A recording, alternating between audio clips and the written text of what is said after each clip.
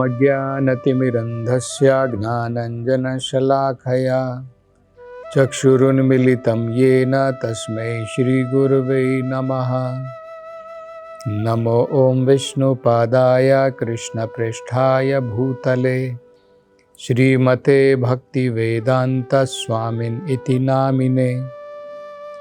नमस्ते सरस्वती देवे गौरवाणी प्रचारिणे निर्विशेषा शून्यवादी पाश्चात्य देशतारिणे। जय श्री कृष्ण चैतन्य प्रभु नित्यानंद श्री अद्वैत गदाधर श्रीवासादि गौर भक्त वृंद। हरे कृष्णा कृष्ण कृष्ण हरे हरे, हरे राम राम राम हरे हरे। हरे कृष्ण। तो दक्ष अब अपनी हंस गुह्या प्रार्थना में अपनी अंतिम प्रार्थना करते हैं। वो कहते हैं कि हे भगवान, जिस प्रकार से जब हवा चलती है तो हवा कभी कभी जब शुद्ध हवा नहीं होती है तो अपने साथ गंध लेकर के जाती है। इसी प्रकार से कई बार हवा अपने साथ अलग अलग रंग भी लेकर के जाती है।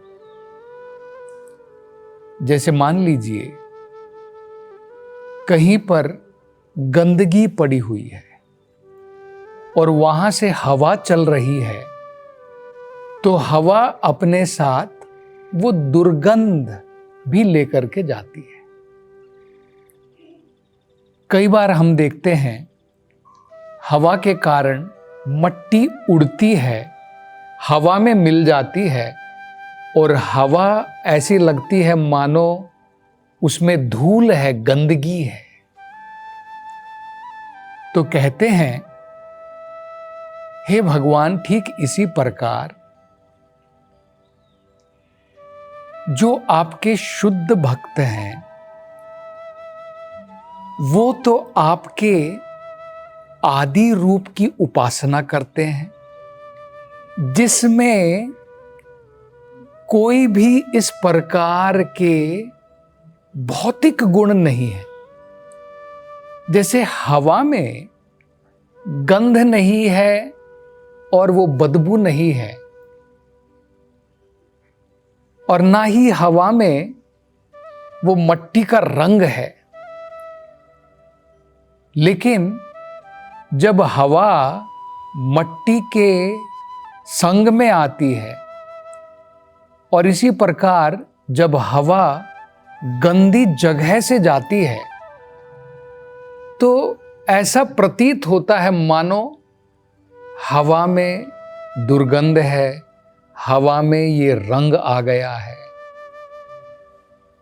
तो कहते हैं मैं आपके आदि रूप की उपासना करना चाहता हूं, लेकिन जो लोग अधम है, अधम का मतलब होता है जिनकी चेतना अभी विकसित नहीं हुई है, जिन्होंने अभी आध्यात्मिकता में प्रगति नहीं की है, उनके लिए आप जो हैं देवताओं के रूप में वो आपकी उपासना करते हैं, जो आपका असली रूप नहीं है, जो आपके असली गुण नहीं है। वो कहते हैं उनकी उपासना करने का क्या फायदा है, मैं तो आपके शुद्ध रूप, आपके आदि रूप की उपासना करना चाहता हूं। तो ये बड़ी महत्वपूर्ण प्रार्थना इस हंस गुह्या प्रार्थना में की गई है। भौतिक संसार में 3 प्रकार के व्यक्ति पाए जाते हैं। अधमा, मध्यमा उत्तमा।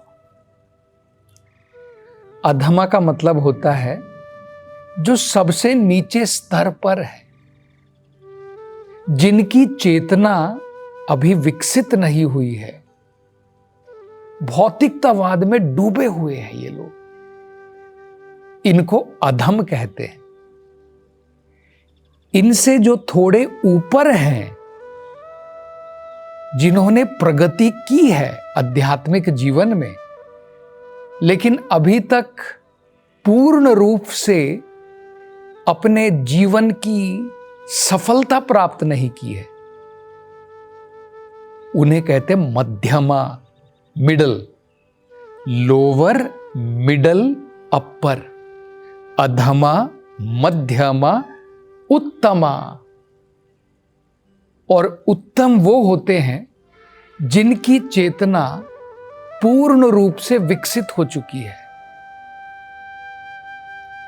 तो अब क्या होता है, ये तीन लोगों की उपासना अलग अलग प्रकार की होती है। जिनकी चेतना अभी बिल्कुल नीचे है, अभी विकसित नहीं हुई है, उनके विचार देखिए क्या होते हैं। उनके अनुसार वो सोचते हैं ये जो जितने भी देवता के रूप हैं, ये सब भगवान के ही रूप हैं। कई बार तो ये लोग ऐसा भी सोचते हैं, जितने भी रूप हम इस संसार के अंदर में देख रहे हैं, ये सारे भगवान के ही रूप हैं। मनुष्य का रूप हुआ, जानवर का रूप हुआ, देवताओं का रूप हुआ, सब भगवान के रूप हैं। जैसे खासकर जो मायावादी होते हैं,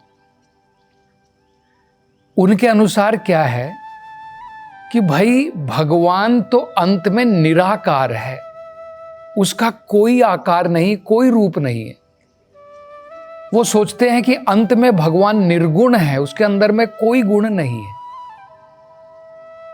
लेकिन वो उनका विचार क्या है कि भाई अंत में भगवान निराकार हैं, लेकिन अभी साकार रूप की उपासना करनी चाहिए।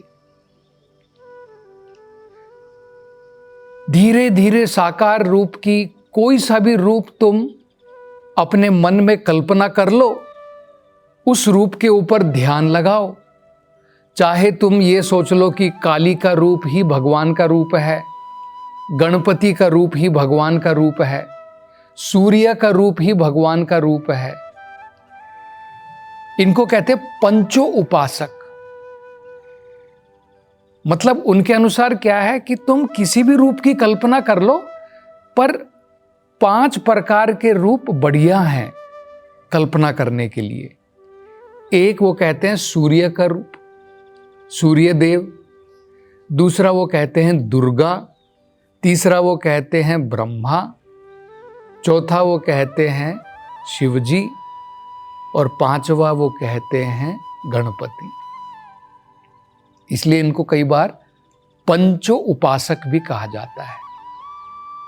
मतलब उनका कहना है ये 5 रूप बेहतर हैं, लेकिन अगर चाहिए तो कोई भी रूप की कल्पना कर लो और उसके ऊपर ध्यान लगाओ।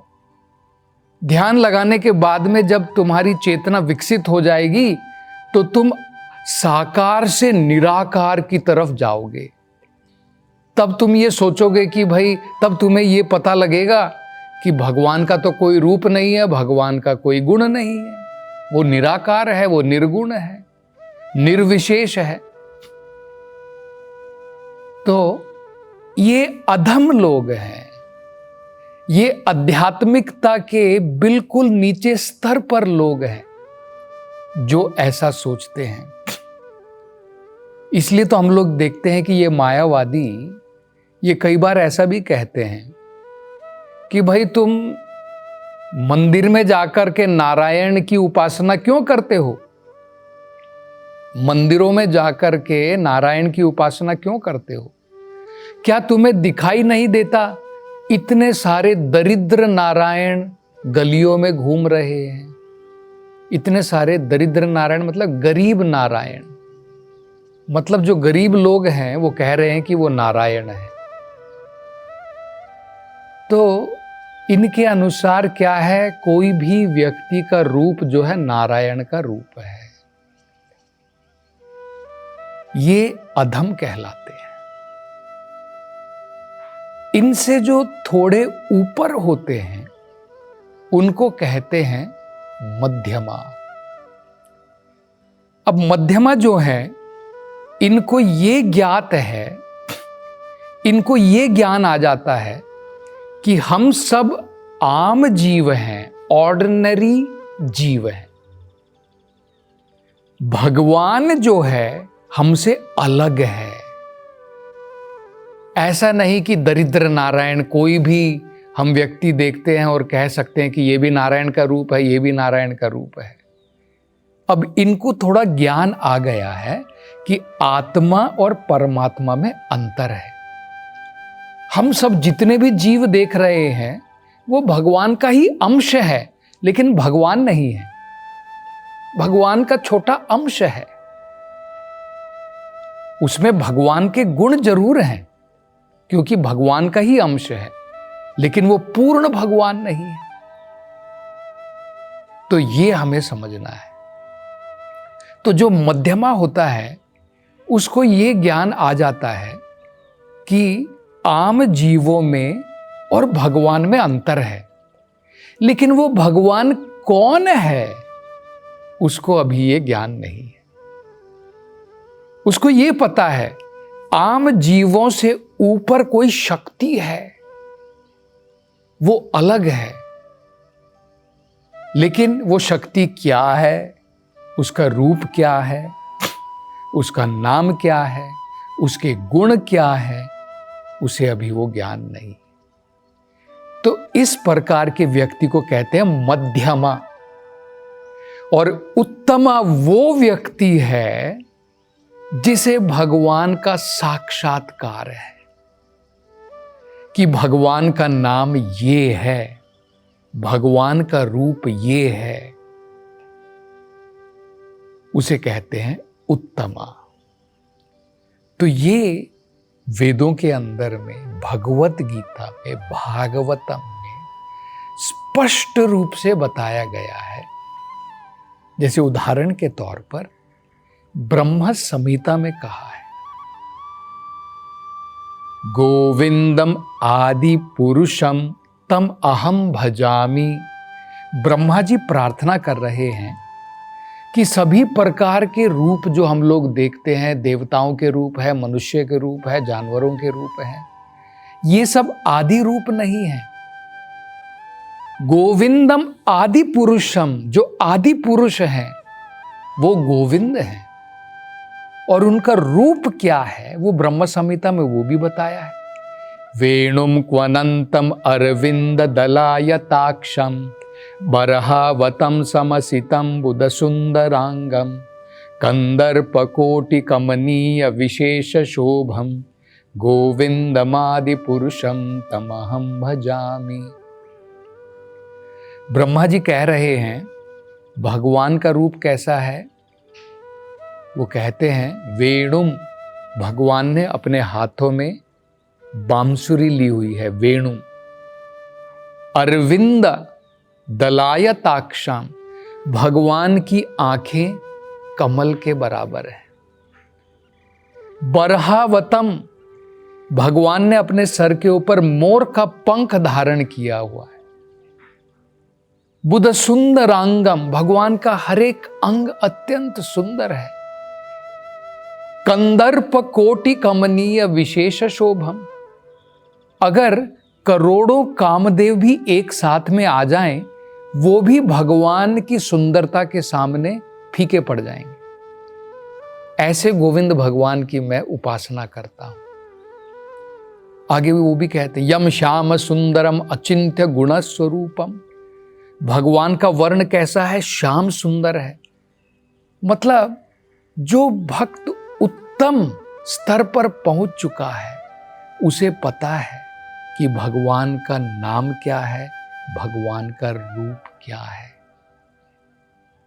और ये दक्ष जो है वही प्रार्थना कर रहे हैं। वो कह रहे हैं कि भगवान, ये बाकी रूपों की उपासना करने से मुझे क्या मिलेगा? मैं तो आपके आदि रूप की उपासना करना चाहता हूं। ये जो बाकी रूप हैं, ये तो बिल्कुल उस प्रकार से हैं जैसे जब वायु तो शुद्ध होती है, लेकिन जब वायु अलग अलग जगहों पर जाती है, अलग अलग स्थान से जाती है, अलग अलग प्रकार की दुर्गंध लेकर के जाती है, अलग अलग प्रकार के रंग लेकर के जाती है। तो ये जो अलग अलग रूपों के लोग, देवताओं का रूप, मनुष्यों का रूप, असुरों का रूप, अलग अलग प्रकार से जो लोग अपनी कल्पना के अनुसार जो आपकी उपासना करते हैं, वो बिल्कुल इस प्रकार से है। तो वो कहते हैं मेरी तो ऐसी कोई इच्छा नहीं है। अब देखिए, भगवत गीता में भी भगवान ने बड़ा स्पष्ट रूप से बताया, मत्तः परतरम नान्यात्, मेरे से ऊपर कोई नहीं है।